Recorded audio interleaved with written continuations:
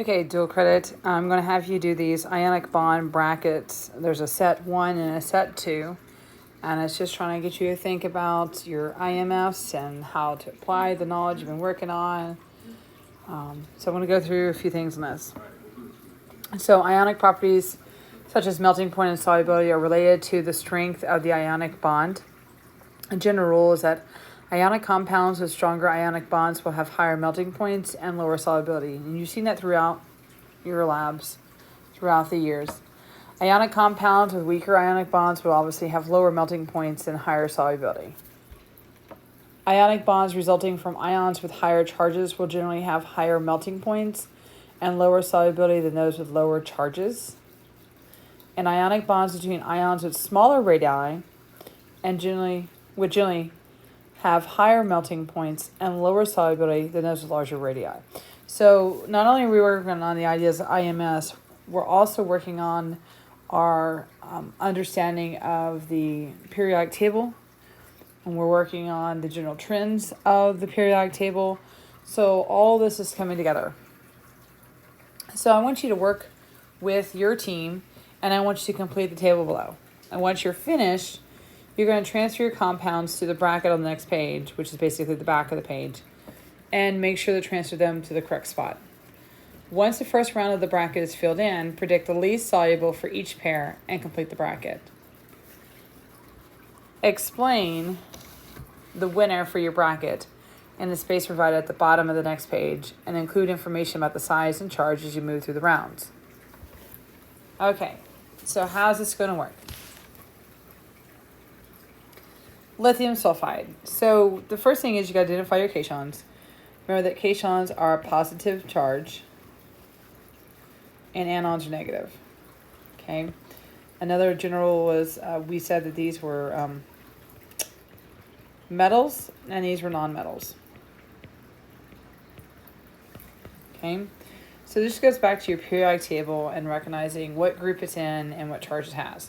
So lithium is in group 1, so we're going to say that the symbol is Li with a positive 1 because we want to write the charge on there.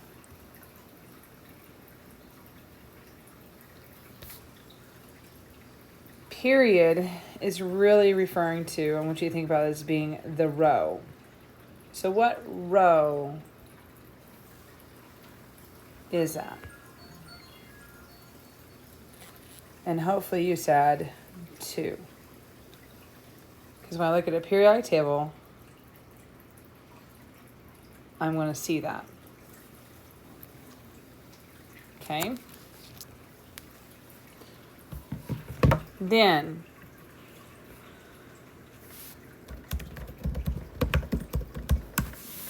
what is the symbol for sulfide?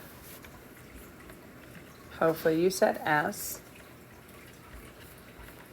And S, if you look where it is on the periodic table, you'll notice it is in group 6, so it has a negative 2 charge.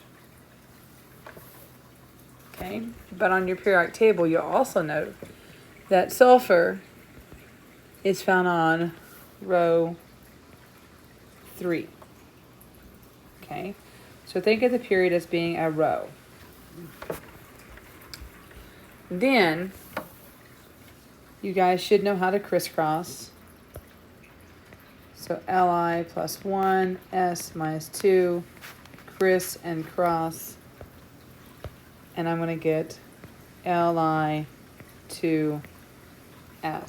Hopefully at this point in the game, you're pretty good at that, okay? So you're going to repeat this for all of them. I'm going to go down here. I want to do strontium sulfide with you. So strontium is an alkaline earth metal, okay? And its symbol is going to be Sr. Since it's an alkaline metal, it's going to be plus 2. Now, when you look on your periodic table, it's on row 5. Sulfide we've already done before, so that's negative 2.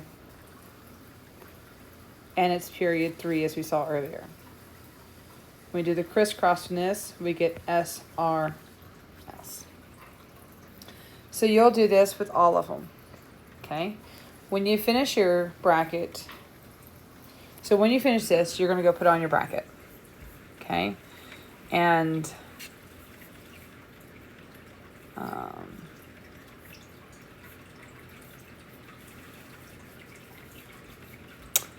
so this is up to you on how you're going to fill your bracket in, because it just says that you're going to transfer them to your bracket, making sure that you transfer them to the correct spot. Okay?